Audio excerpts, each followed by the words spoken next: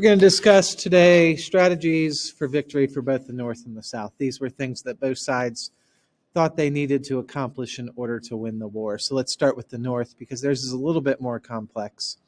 First of all, the name of their plan was the Anaconda Plan, which seems kind of like a weird random name. We'll talk about that in a second. So the Union had three specific things they wanted to do in order to win the war. Number one, they wanted to blockade all southern ports. First of all, I think you know this, but a port is a place, it's a harbor. It's a place where ships go in and out. A blockade is when you don't let those ships go in or out.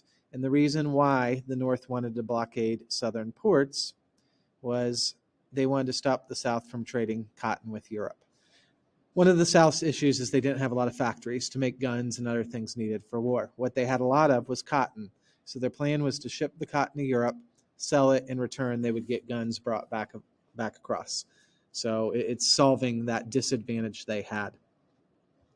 The second strategy was to capture the Mississippi River. Two reasons they wanted the Mississippi River. One, for transportation purposes, just so they can move supplies and men up and down the river quickly. Also, it would split the South in two. I'll show this to you in a second on the map.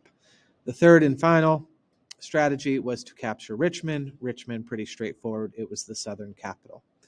As far as accomplishing these, some took longer than others. The blockade was relatively easy for the North to do because they had such a better navy at the beginning of the Civil War. There wasn't much the South could do to stop this. The Mississippi River took a little bit longer. It took almost 2 years. Sorry, I skipped ahead. It took almost 2 years for them to accomplish this. As far as Richmond goes, this was the hardest, the most difficult to do. It took them 4 years to capture Richmond. The South did a good job protecting their capital city. Once the North captured Richmond, the war was over within 2 weeks. Okay, let's go back to the name. So the man responsible for coming up with this plan for the Union Army was Winfield Scott. He was a general. Anyway, he comes up with this plan and he presents it to the rest of his military and government officials, and they didn't really like the plan. They thought it was too weak. They thought it was passive. They didn't think Winfield Scott was being aggressive enough. Therefore, they nicknamed it the Anaconda Plan. Winfield Scott never called his plan the Anaconda Plan. It was the people that were making fun of him for this.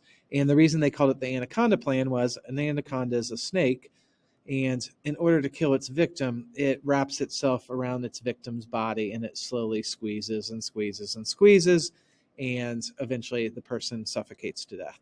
Anyway, if you ever get attacked by an anaconda, you're not dead within a couple minutes. It can sometimes take hours. So they were hoping, the other officials were hoping for a plan where it's not going to take days and days and months and years to defeat the South, but something that's a lot quicker. So hence the name Anaconda Plan.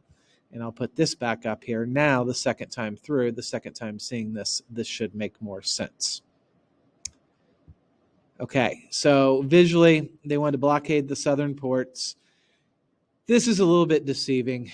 When you look at this, it makes it look like the North put naval ships all and up and down the coast. That wasn't the case. They just targeted key ports. For instance, where it says Fort Sumter, that's Charleston, South Carolina. That was a big southern port, so they would just blockade this port. If there was another important port up in North Carolina and Virginia, they would blockade that. They blockaded down at the mouth of the Mississippi River in New Orleans. The Mississippi River is this red highlight here. That's what they want to capture and control. And if they do so, once they do that, they're isolating these three states. Finally, I've marked Richmond there for the capital.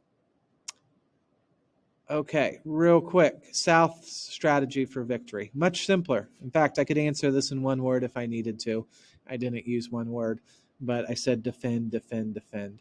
The South does not have to attack the North to win this war. The reason why we've stressed this, it was the South that left the country. If the North wants to get them back, they have to take their army down to the South and defeat them